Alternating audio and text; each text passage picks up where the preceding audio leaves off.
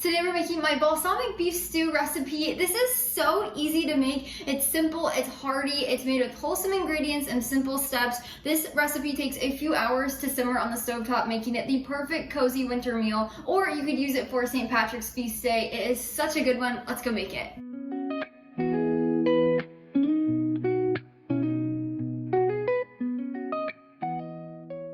If you would like my full written recipe, you can follow the link down in the description below. That will just take you over to my blog where you can print and save it anytime. To get started, you'll need a metal pot. So I have about a medium-sized stainless steel one. And then we have to do a few prepping things that I've already done. So you're gonna need about 1 pound of beef stew meat. So this is just like a beef chuck roast. It's been cut up and you can find it at your local butcher or your local grocery store. Now, depending on where you get your beef stew meat, it will be large or small. At our local beef store that we like to get our meat, the beef stew chunks are large. So I like to cut them into 4 small pieces. If they're already small, like what I've gotten at our local grocery store, then you can go ahead and plop them in, but make sure they are cut into small little chunks. You don't want anything huge or else it's going to take a lot longer to cook and it will not be tender when it's done cooking for this recipe. So we're going to take our small chunks of beef stew meat and add it into our pot. Next, we're going to add in our chopped veggies. So I have already done this. So first you'll want to rinse and peel a large carrot, and then you're going to take half of that and chop it into a small fine dice. You're looking for small chunks, and we're going to add that into our pot.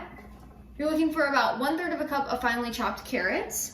And then we're gonna add in 1/3 of a cup of finely diced onion. So again, you'll want to just finely dice about half of a yellow onion. So add that in. Next, we'll add in 1/3 of a cup of finely chopped celery. So you'll need about 1 stalk that you've already rinsed, dried, and then you'll chop it up. And we're looking for about 1/3 of a cup and add that in.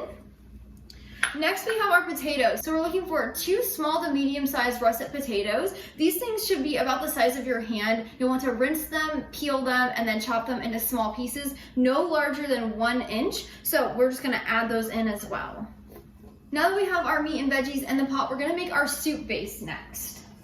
So I like to do this in a different way. I don't like to brown the meat, although it does make a really good flavor and texture. It takes a little bit longer, and I want this to be a really easy recipe. That's why I'm doing them in very simplified steps. So to make our beef stew base, we need to add flour into our broth to help thicken this while it cooks. A lot of people will have you dust your beef stew meat in flour, or they'll make a roux in the pot and then add everything in. I'm just cutting all of that out and making it so simple. This is really a dump and go recipe that just simmers for 2 hours, so that's why we're doing it this way. So you'll need a mixing bowl of some sort and a whisk. So we're gonna add in 3 tablespoons of balsamic vinegar. Balsamic vinegar makes any kind of beefy dish so much more tasty. It's so delicious. And then we'll add in 3 cups of beef broth. This is salted, just a regular brand at the grocery store. I always like to look for a brand that doesn't have a bunch of additives and garbage in it. 1 teaspoon of ground black pepper. And then we'll add in 3/4 of a teaspoon of garlic powder. Make sure that's salt-free, as well as 3/4 of a teaspoon of onion powder. Again, salt-free. Those are just gonna add a lot of yummy flavor to this.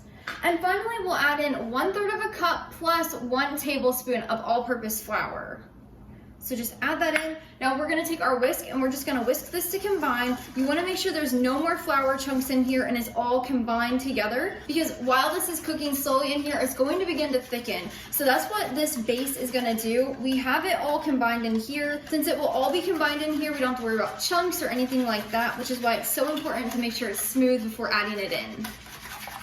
I always like to make all these recipes really simple, really easy, not a lot of extra steps. I believe cooking from scratch can be so simple and easy. You don't really have to overthink anything, which is why I make my recipes as simple as I can.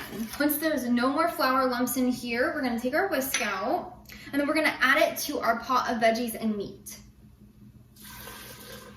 And you wanna make sure there's no seasoning left in your mixing bowl.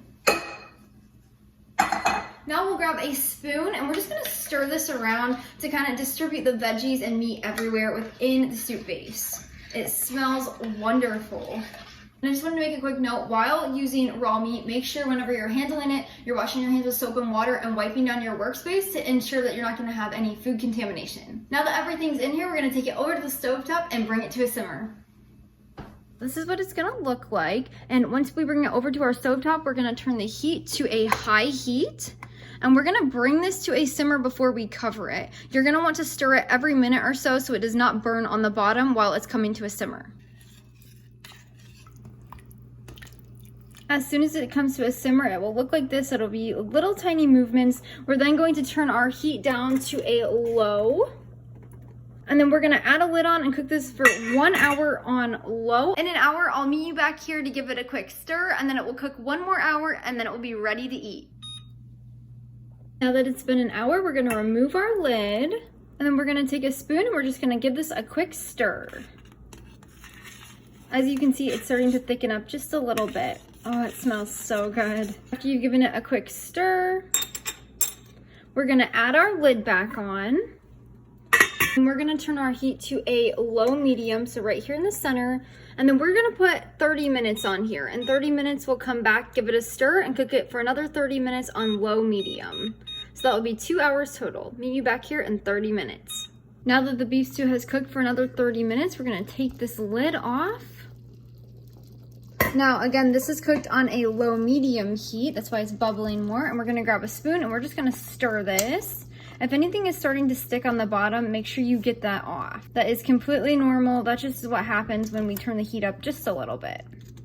Once we've stirred this, we're going to add the lid back on. We're gonna keep it on a low medium heat as well for another 30 minutes. After these 30 minutes, it should be done and ready to eat. Now that we have cooked this for 2 hours, 1 hour on low, 1 hour on medium high, it's ready to go. So you'll want to grab a spoon and we're gonna just give this a stir. Again, if anything is stuck on the bottom, just use a wooden spoon to get it off. As long as the potatoes and meat are tender, it's ready to be eaten. Let's give it a quick try.